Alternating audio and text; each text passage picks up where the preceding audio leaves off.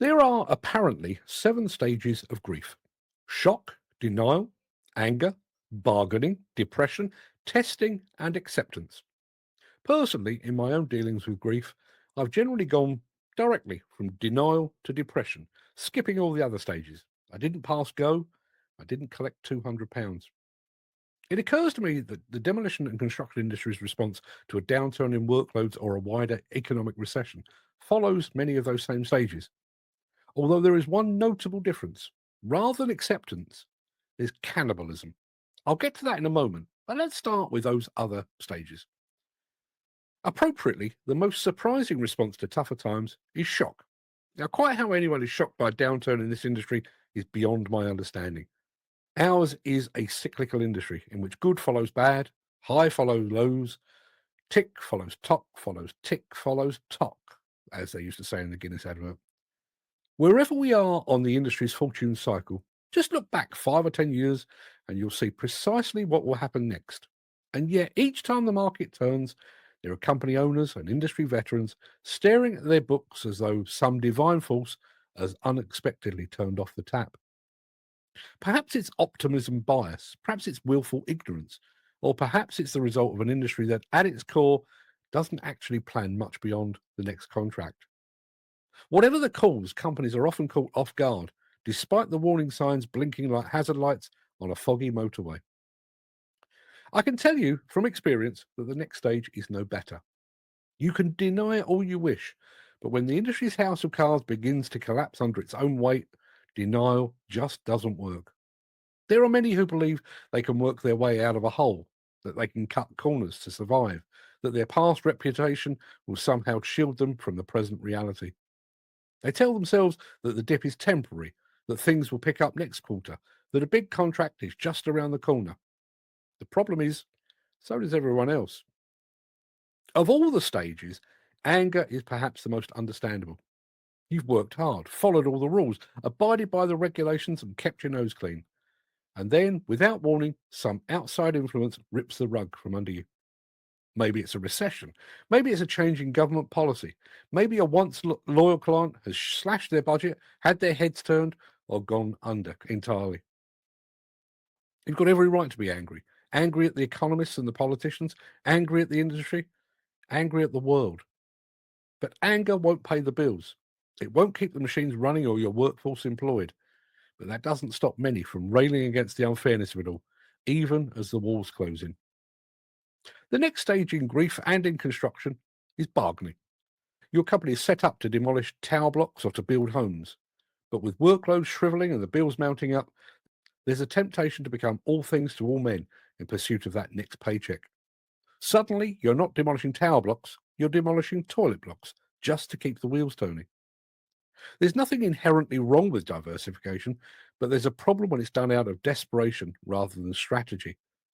A company built to handle multi-million pound projects can't survive long term on a starvation diet of bite-sized contracts. Overhead costs don't shrink just because the jobs do. You've tried everything and none of it has worked.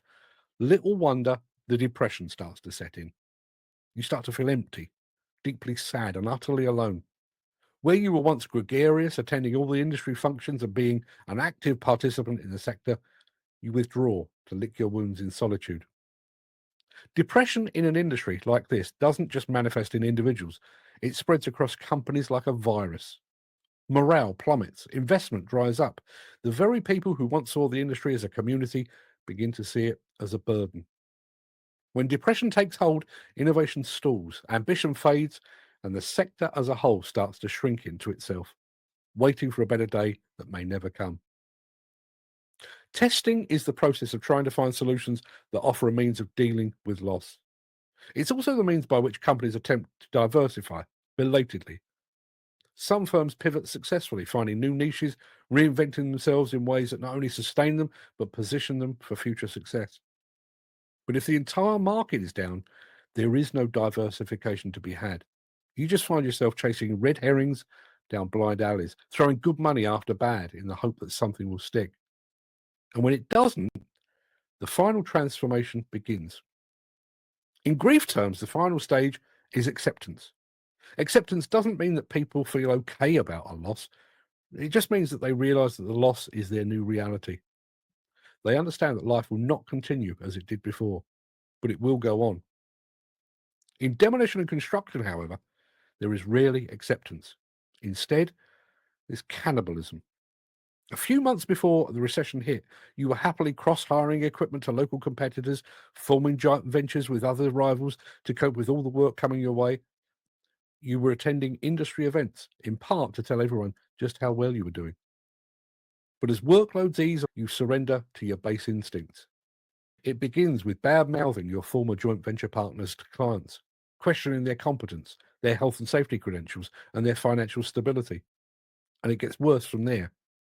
You cut prices to win the work you needed to keep your wheels turning and your men and women employed, but also to ensure that your rivals don't get the job. As the recession deepens, no back is left unstabbed. The industry's former battle cry of all for one and one for all gives way to cries of every man for himself. And then, when the clouds of recession begin to part and the sun emerges once again, we're left to count the cost of our oh so predictable race to the bottom. An industry divided, many of its numbers fallen by the wayside, prices that have barely risen in a decade, and a pile of bones as evidence of what happens when the industry consumes itself. And yet, as predictable as the fall is, so too is the rise. Those who survive will dust themselves off, patch up old alliances or form new ones, and convince themselves that the worst is behind them. They'll forget the lessons, ignore the warnings, and continue as if nothing happened until it does. Again.